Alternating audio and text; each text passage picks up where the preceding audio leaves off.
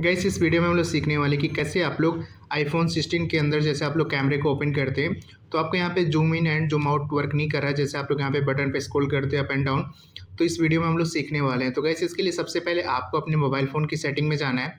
Setting में जाने के बाद आपको यहाँ पे नीचे जाना है, एक ऑप्शन देखने को मिल जाएगा कैमरे का।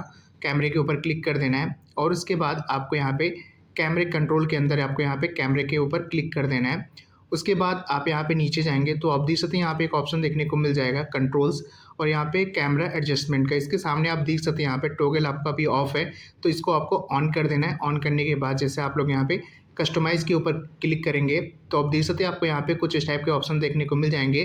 तो आप देख सकते हैं यहाँ पे सारे ऑप्शन टिक है और आपके यहाँ पे इसके बाद जो आपकी प्रॉब्लम है वो सॉल्व हो जाएगी।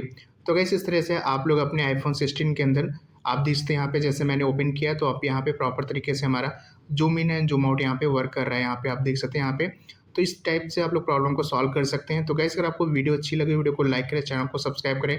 Thank you for watching.